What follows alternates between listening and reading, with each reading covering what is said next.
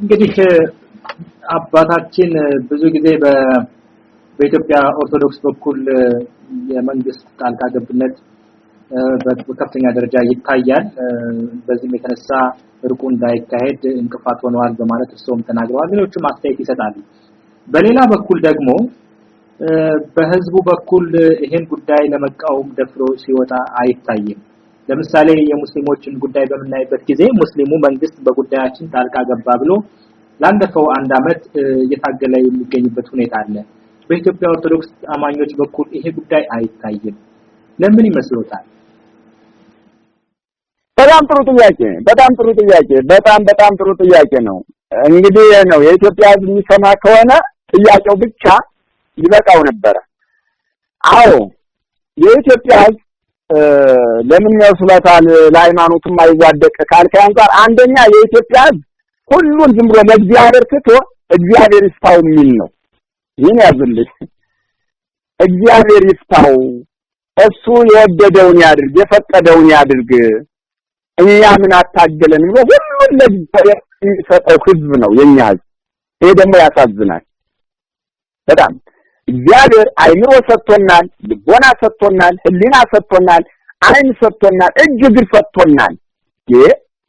ልንሰራበት ነው ልንጠቀምበት ነው። ከንፈራችንን ክፉ ሳይሆን ደግ ልንናገርበት፣ ስንበደል ልንጮህበት፣ ልንናገርበት፣ ልናስተጋባበት ነው ከንፈራችንን የሰጠን። ምላሳችንን አንደበታችንን የሰጠን እጃችንን እግራችንን እንዲሁ ግን የኛ ህዝብ እንደው ዝም ብሎ ሁሉንም ለእግዚአብሔር ባለው አቅም መታገል መዋደቅ እስከ መስዋዕትነት መክፈል ሲችል ሃይማኖቱ ሲጣስ ሀገሩ ሲፈርስ ታሪኩ ሲናድ ሰንደቅ ዓላማው ሲዋረድ የጣዖት ምልክት ሲደረግበት ከሰማይ የተሰጠ የቃል ኪዳን ምልክት ከምድር እንደተገኘ ሆኖ ሲነገርለት ከአምላክ የተሰጠ ከሰው እንደተገኘ ሆኖ ሲነገርለት ሃይማኖታዊ ሰንደቅ ዓላማ ሳለ ፖለቲካዊ ሰንደቅ ዓላማ ሆኖ ሲውለበለብበት ሲነገርለት ሁሉንም እግዚአብሔር ይስታው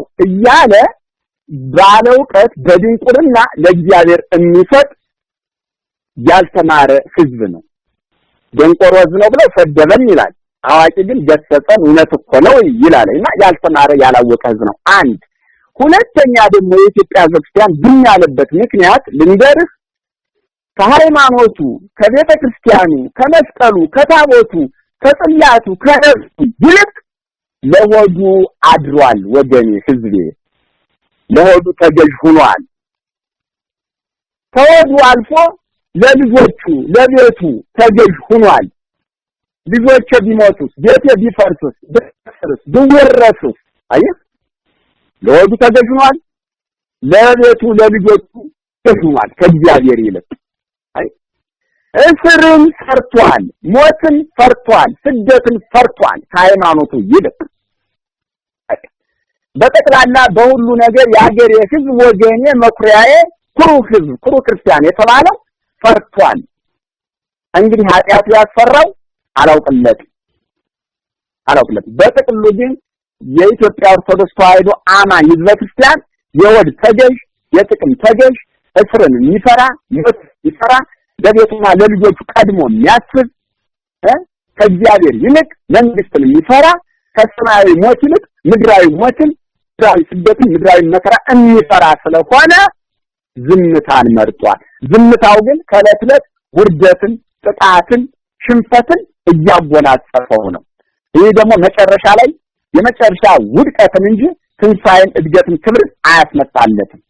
ይሄ ነው። አመሰግናለሁ አባቴ።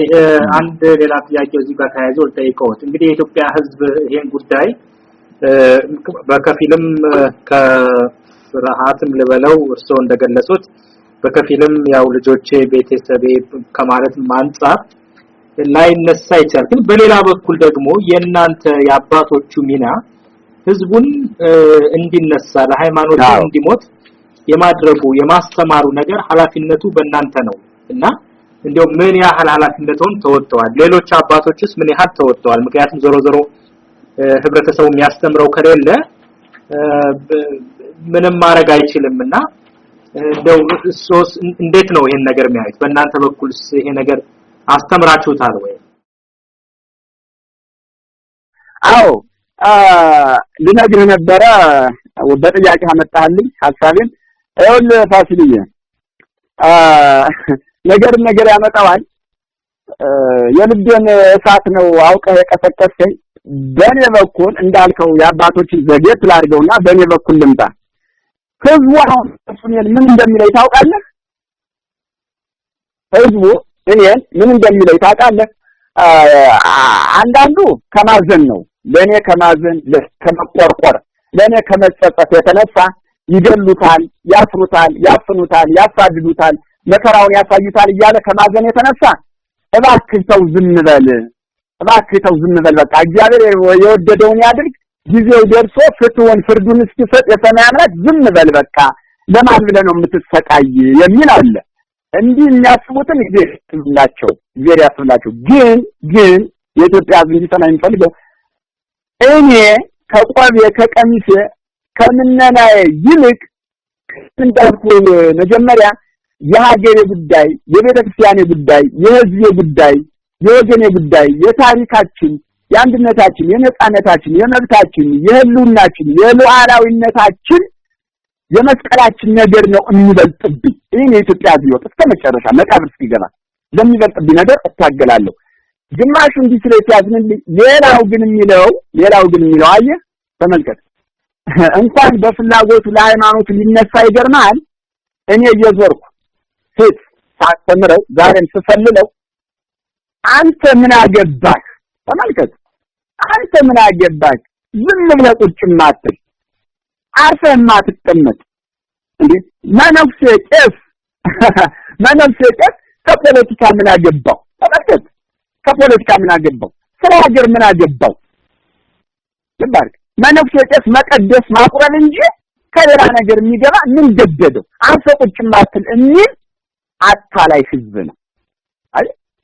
ከባርነት ልታወጣው ስትል፣ ከክደት ልታወጣው ስትል፣ ከኃጢአት ልታወጣው ስትል ሀገርህን ወቅ፣ ወገንህን ወቅ፣ ታሪክህን ወቅ፣ ሃይማኖትህን ወቅ፣ ደብርህን ወቅ ብለህ መስዋዕትነት እየከፈልክ ስታስተምረው ኦራይማ ፖለቲከኛ አይደለ፣ ይሄማ የመንግስት ተቃዋሚ አይደለ፣ ይሄማ የመንግስት ተቃዋሚ መልእክተኛ አይደለ እያለ የሐሰት የታርጋ ስም የሚለጥፍልህ ህዝብ ሆኗል። ህዝብህ ወንድም የሚያሳዝን ሰዓት ነው ያለውበት።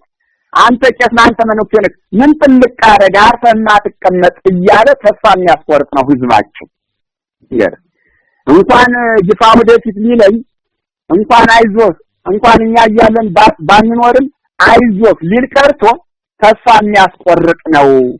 እየበላህ እየጠጣህ ኑር ሙት የሚል እንጂ ያለው ህዝብ ዛሬ ለነጻነት እየተዋጋህ እየተራብክ ክብር ነጻነትን ይዘህ ሙት የሚል አይደለም። እና ስመጣልህ ወደ ጠየቀኝ ባጭሩ እኔ በበኩሌ እግዚአብሔር ይመስገን ምንም በቂ ባይሆንም የሚመሰክረው ይመሰክራል። ባለኝ አቅም በህፃንነት እድሜ መስዋዕትነት ከፍያለሁ ለኢትዮጵያ ሕዝብ ለኦርቶዶክስ ተዋሕዶ ቤተክርስቲያን መስዋዕትነት ከፍያለሁ። በቂ ባይሆንም በህፃንነቴ መስዋዕትነት ከፍያለሁ። ከ12 ዓመት እስር ቤት ከእስር ቤት በፊት በስብከት ከዛም በኋላ በ12 ዓመት በእስር ቤት መስዋዕትነትን ለሀገሬ ለኢትዮጵያ ለሰንደቅ ዓላማዬ ለኦርቶዶክስ ተዋሕዶ ሃይማኖት ቤተክርስቲያኔ ለታሪኬ መስዋዕትነት በትንሹ በትንሹ ቢሆንም ከፍያለሁ። የሰማ ሰምቷል ድኗል፣ ያልሰማ ማልሰማት ጠፍቷል።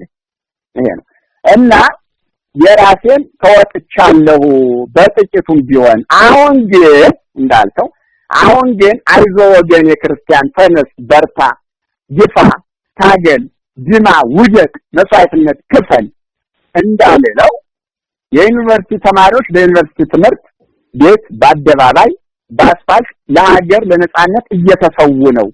የሀገር ተረካቢዎች፣ የሀገር መሪዎች፣ የሀገር ባላደራዎች፣ እንቦቀቅላሎች፣ አዳጆች መስዋዕትነት እየከፈሉ ነው እስከ ሞት ድረስ። አንተም ለሀገርህ ለቤተክርስቲያን ለደብርህ መስዋዕትነት እስከ ደምህ ማፈስ እስከ ሞት ድረስ ክፈል ማለት አንችልም በአሁኑ ሰዓት። ለምን? ከዚህ ነግሬያለሁ። መድረክ ተዘግቶብኛል፣ መድረክ ተይዞብኛል፣ ቤተክርስቲያን ተዘግቶብኛል።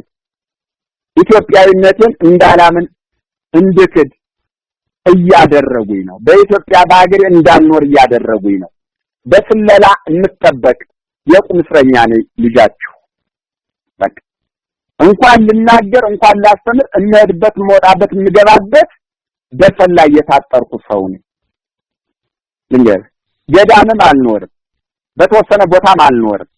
ለዲፕሎማሲው ከተማ ብዬ አዲስ አበባ ነው የምኖረው። ብሞትም በወድቅም ያው ተመልካችና ሰሚ አይጠፋም ብዬ። ስለዚህ አሁን እንኳን ላስተምር ልመሰክር ለመናገርም አፌ የተዘጋ ለመራመድ እግሬ የታሰረ ለመዳሰስ እጄ የታሰረ ለማየት አይኔ የተሸፈነ ዜጋችሁ ነኝ። ሁሉ ነገር ተዘግቶብኛል። አሁን ከኢትዮጵያ ሕዝበ ክርስቲያን ጋር እንዳልገናኝ ከኢትዮጵያ ሕዝበ ክርስቲያን ጋር እንዲገናኙ መድረኩ ክፍት የሆነላቸው ከዲያቆን እስከ ጳጳሳት በየቤተክርስቲያኑ ተሰብስበው አሉ።